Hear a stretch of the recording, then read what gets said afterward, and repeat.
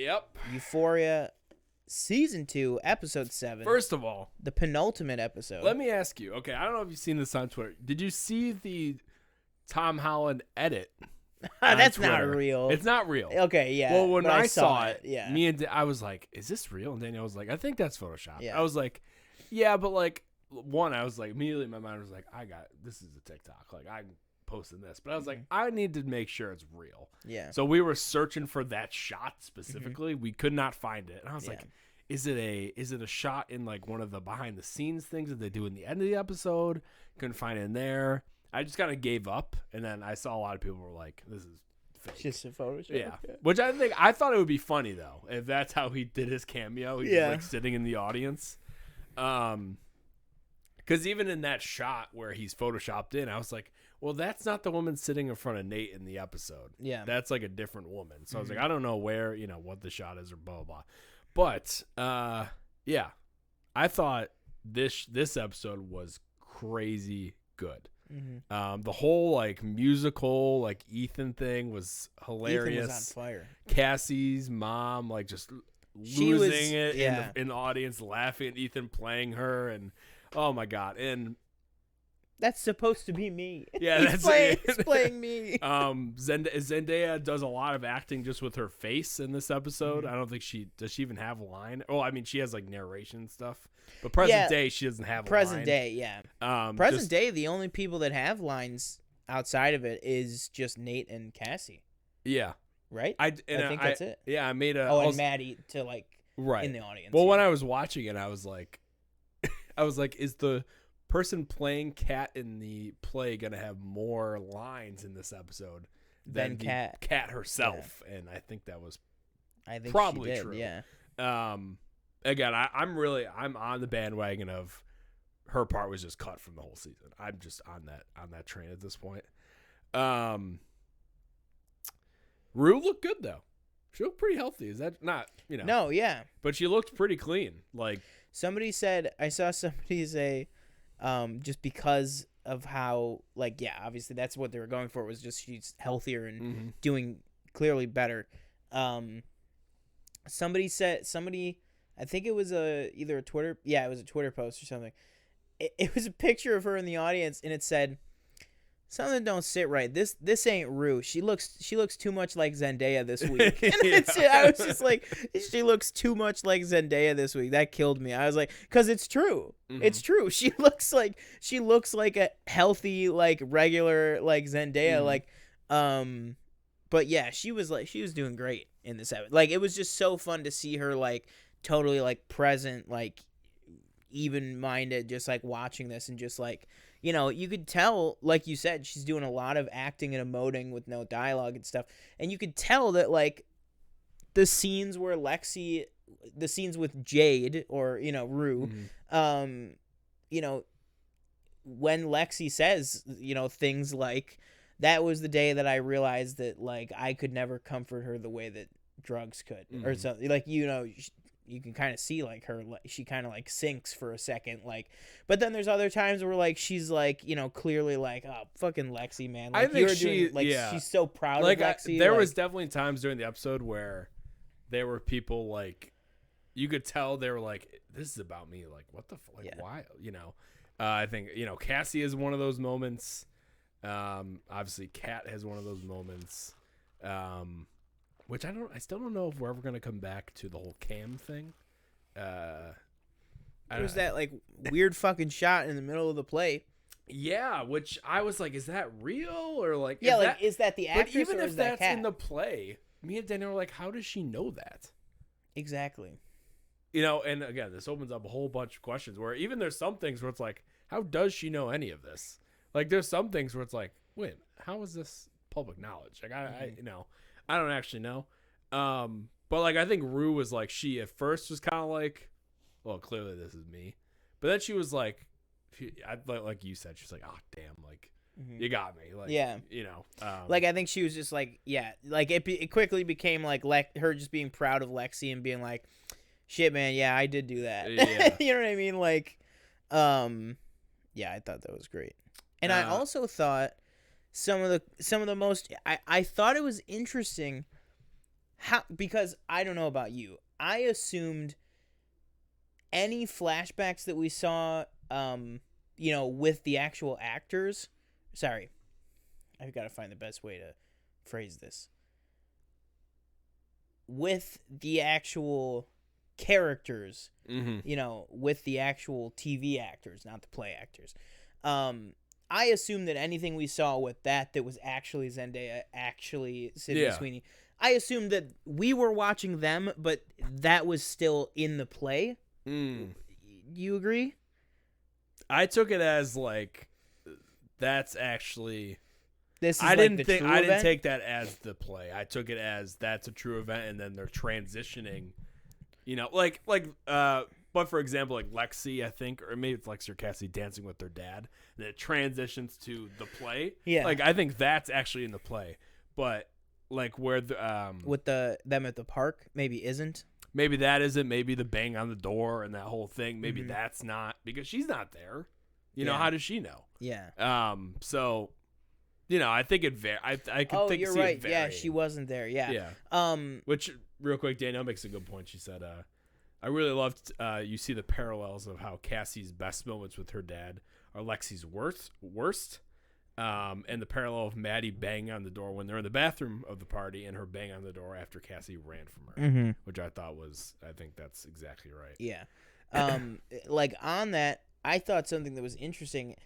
It seemed like a lot of like the memories that we saw, whether it was the play or just flashbacks that we were seeing, I thought it was interesting that a lot of them that dealt with Rue were Lexi and Fez interacting kind of before they formed a connection. You know what I mean? Because there's the time where they're at his shop talking to him, and then they go up on the roof. Yeah. And he like jokes with her there, or like she sees Fez, like it's like two moments with her and Fezco. The first one is she sees Fezco giving Rue drugs. So maybe that's her like seeing the darker side of Fez. But then the other moment is Fezco being like the happy, laughing like with the Bob Ross thing. So I thought that was interesting that it's almost subconsciously, if this was like Lexi's thoughts or something, that she saw like the good side of Fezco. We saw her seeing the good side of Fezco, and we saw her seeing the darker side of Fezco with the drugs and like joking around and stuff. I thought that was really interesting because I was like, oh yeah, I was like, they would have interacted and like known each other before, not that they're together, but like, before they started talking type of thing. I thought that was really interesting. I don't know if like you picked up on that or not, but I just thought that was interesting that we kind of see Fezco through her eyes before they got to know each other. Yeah. And, speaking of Fez, like, I thought it was, like, at first, I looked at it and I was like, is he, like, not, I was like, well, it started. I was like, is he not on his way? Is he going to be that late? Yeah. But then I was like, oh, this is before whatever happens, before the play and all that other stuff. So I was like, oh, okay. Yeah. And I think it's clear that, obviously he doesn't make it to the play because you see multiple times. She looks out in the crowd, one empty seat, he's not there, and the stage manager is we seem to be getting to at least the midpoint, if not the end of the play. Yes. We're not at the end yet, but it's getting yeah. And I thought it was interesting, like, well, one, I hated that they left on to be continued. And Danielle made a good point. She said they should have said intermission. Yeah, that would have been because the fun. overture. I was gonna message you and say, "What am I watching, Lawrence?" No. The like at the end of the episode, it should have said intermission. No, I know, but I was saying because it had the overture at the beginning. Yeah. Remember when it just had the music? I immediately thought Lawrence. That's what I thought. I was because Lawrence has the intermission, so I was like, it would have been like perfect. But yeah. I agree with that. I definitely agree with that. And then like, I don't know, man. What do we think about the final shot with like Sydney Sweeney's face? Yeah, like she's losing. I don't know. She's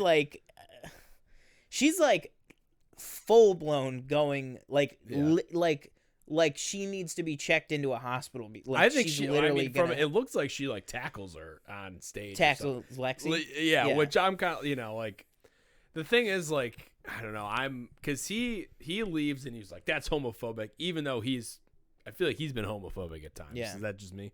I mean, that's not just Well, me. he's homophobic, and he's also like probably some level of gay. And that whole, it was kind of like kind of like the dream horror thing? kind of dream that was going on. Like, yeah, that was. I was up. like, first of all, I was like, he's facing the other way, but the mirror is like, it was a weird shot for a minute because he's looking at the back of his head in the mirror, and then he turns around, and then it's still the back of his head. Yeah, but it's not Cassie. It's Jules. It's Jules, yeah. And then he's laying down, and then it's Cal. And it was like, what the fuck it starts is going as on? Maddie. Yeah. Then we see Cassie walking towards him, but then Cassie in the mirror is Jules. Yeah. But then Jules becomes Cassie again, and then Nate becomes Cal, but then when Cal comes to the bed, Cassie becomes Nate. Yeah. And I was like, what the fuck? Like, that shit was, it was pretty tripping me horrifying. out. Yeah. But, yeah, I hope, I thought that was a bit, like. Over the top? No, not over the top. I meant, like, when Nate, like, storms off and he's like, that's homophobic. Like, get your stuff out of my house, blah, blah, blah. It's like, okay, it was her sister. It's not her fault. She didn't go up to Lexi and say, "Hey, he was like all this stuff," like. So I think he's over. I get he's embarrassed and all this other stuff, but I think it's maybe a little bit of an overreaction. But that's just kind of how he is. I feel like at this point, like that's just his character. He overreacts to a lot of stuff, and he's a very angry person. Yeah. I was thinking maybe like, although I don't know how like the timeline would work with it, but I was like maybe because. He was like, she's your fucking sister, and he was like pissed at Lexi. I don't know, maybe somehow he might know, or like it might be like public knowledge that like Lexi and Fezco are talking or something. Because I was thinking if he was like, oh, all the problems this year all started with Fez or something. So I was thinking maybe Nate was gonna like go to Fezco's house and like come in right when shit was like about to go down or something. And so I thought like it's like a prediction for the finale or something. I don't know if this is really gonna happen, but just a thing that might happen because we don't know where Nate's going. He might be storming off to go confront Fezco, and then maybe Nate gets involved with whatever the fuck's going down over there, and then like something like that. Yeah. I don't know. I think I have a strange feeling that he's gonna go home or he's gonna go get a gun or something. And but then that's what I mean. Who's he gonna use it on? I feel honestly like. And where's I Cal? feel like he's tracking down Cal. Yeah. Like, I feel like that's who he relates a lot of his anger to, is that he takes it out. Or not takes it out. He takes it out on a lot of people that aren't his dad. I feel like his dad is the source of a lot of the anger. Yeah. Because I don't think he wants to be like him, and yet he is a lot like him. Yeah. I think, maybe that's where he's going. One thing I will say is no high school in anywhere is approving this play. Yeah. Only in Euphoria High School this play is happening. Yeah. With the actors pretending jizzing on each other and all this like stuff. Like this is never gonna happen in any high school play. Not only the oh my god. Not even the actual display of stuff, but just the subject matter and like the content and just honestly some of just the dialogue and the words that they use. It's like you wouldn't even honestly at like a normal high school you wouldn't even be able to swear. You know what I mean? Like they're talking fucking like this, that, and the other. Like But yeah, totally. I know Danielle had some good tweets about that too, where she was like, and what is the budget on this? Like literally, especially like when they're on top of the convenience store, and I'm like, what did they build an entire like roof?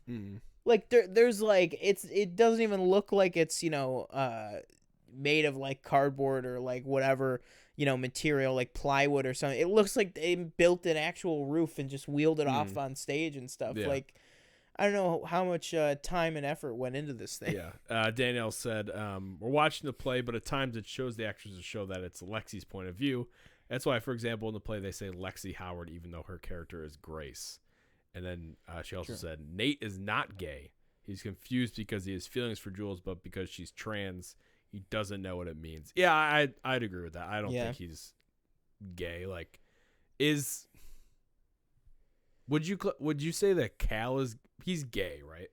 And he's just married to, I'm not the person to like know. I don't have any of the answers to this stuff because I don't have that point of view. The question is, does Sam Levinson have the answer? I don't think.